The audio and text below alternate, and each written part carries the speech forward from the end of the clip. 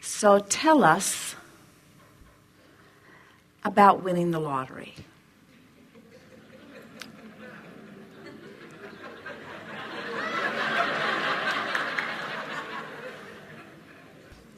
It would feel extraordinarily good. It would. It would, future tense. Now our question is going to be better this time. What does it feel like to be a vibrational match to winning the lottery? Feel the difference? What would it feel like if something that hasn't happened would happen? What does it feel like to be in a place of something happening? There's a distinction that is important. So what does it feel like to be in the vibrational vicinity of winning the lottery? What does that feel like? What does that feel like? How do you feel being there? It feels that I'm there and I'm capable of doing anything that I want. Capable of doing anything that I want. Feel how this feels. I'm capable of doing anything that I haven't done before. I'm capable. There's a little defiance in that. Can you feel it? I'm capable. I deserve it. It's defiant too. What does it feel like to be there? It would feel. Still feels future tense, doesn't it? It would feel, because you see, you and everybody else just about have been facing reality, so it doesn't feel like the place you are. It feels like the place that you want to be, but it feels to you like you need to win the lottery and then you'll be there. But that isn't the way the law of attraction works. You've got to vibrationally be there, and then the means comes. So try to describe what it feels like to be in that vibrational vicinity. Can you feel what we're getting at? If I need it, I'm not there. If I want it, I might be there. If I'm justifying it, I'm for sure not there. If I'm appreciating it, I'm there. If I expect it, I'm there. If I need it to compensate for something, I'm not there. In other words, you have to find a way of working the kinks out of your own vibration. You have to vibrationally be there. Most people say, Abraham, I want to be over there. And we say, well, tell us what it's like to be over there. And they say, I can't, I'm over here, which is just about what just happened. Right. Well, but what would it like to be over there? Well, I don't know. Give me the jackpot and I'll tell you later. You have to stop doing the thing you do that keeps you from being there. And that thing that you do that keeps you from being there is a practice thing. How do you feel about people who are magnificently, let's use a different word. How do you feel about people who are excessively wealthy? As powerful as living the life that is capable of living the life that they want to live. Really good answers. How do you feel about really, really rich people? It's important because you're telling us you want to be one. Sure.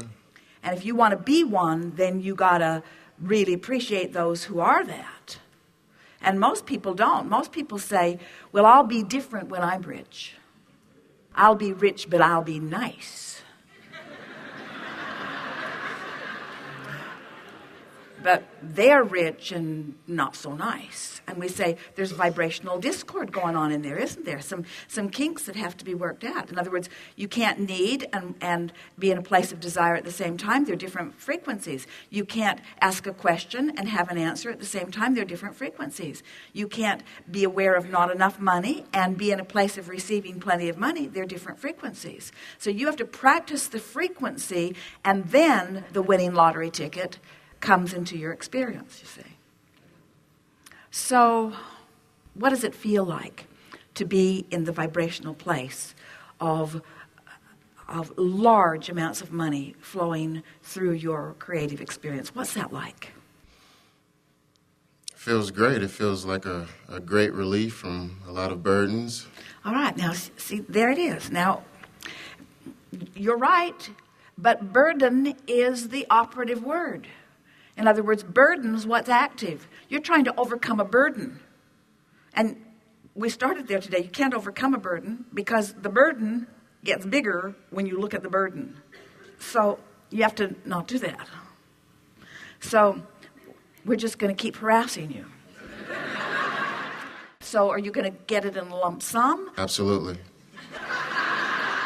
All right. Now we want to talk about this because if you are ready, what do you do with that kind of money? Is there a bank you could put it in? Certainly. Really? Sure. And how much do they insure your money for in that bank? $250,000? That is correct. But there are other investment vehicles that I could certainly... Like? Real estate, bonds, equities, derivatives. There's a plethora of investment vehicles that I could invest in. I'm very well capable of handling that type of money. We believe you. We believe you, and so do you, don't you? In other words, as he spoke that to you, was he in the vortex or out? So just in this short conversation, you went from someone who was not a vibrational match because it's something that you feel that you deserve or that you need and it would relieve burden, to someone who owns it, who feels it, who knows what to do with it. Just that much conversation shifted the vibration of your being significantly. Now you're inside the vortex. The money is yours. And we want to say to you, it is. We are not kidding you even a little bit. The work is done. The work is done. Now, what you must do in order to have the manifestation of it is you got to get in the vortex and hang around there for a while. But you don't have to stay long in order to get the feeling of it. And this is the piece that we so want you to hear. If we have convinced you of the reality of this vortex, and if we have convinced you of the rightness of what you've put there and the claim that you have laid on it, because it would not exist if it were not for you and if you had not put it there. In other words, it's there and it's real. If we have convinced you of that, then just knowing it has to give you ease. Just knowing it has to make you proud. Just knowing it has to make you strong and sure. Just knowing it has to make you feel more alive. Just knowing what you've done, because we know what you have done and we are conveying what you have done. If you can know what you've put there and if you can know what you have done and you can lay emotional claim to it by feeling the exhilaration that you can see and you can feel that we feel, we're not kidding you about this. Can you feel the realness of what we know about what you've done? Absolutely. We're not just making this up. We are reflecting back to you the realness of what you have done. And when you know it, even to the slightest degree that we know it now, it must manifest for you. But we don't want you to get in the vortex to make it manifest. We want you to get into the vortex because we want you to feel like this.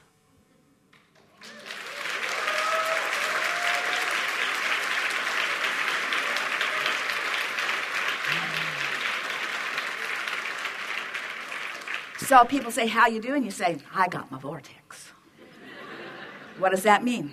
It means plenty. It means everything. It means everything. It's life. It's who I am. It's why I'm here. It's what I'm about. Don't just go flapping off to other people about it who don't get it, because they'll just think you're crazy. Sure. But when you know it as you know it now, and you get in there in whatever way you can. So you're having a good moment. Jerry and Esther were driving. They stopped at a rest stop in the monster bus, and as they were pulling out, a man was getting out of one of the 18-wheelers who was stopped. And as Esther looked at him, she smiled broadly at him, and he gave her both thumbs up. Both thumbs up in appreciation of that beautiful monster bus. Both thumbs up. And Esther, she could not smile a big enough smile back at him. And she wanted to turn on the loudspeaker, that she doesn't have what she wants. Take the CB and say to him, this too shall be yours. In other words, anytime you give 2 thumbs up to anything and you feel that way in that moment, you're in the vortex. You are lined up with what you've put there, you see. Very good. Thank you. I'm very appreciative. Thank you so much.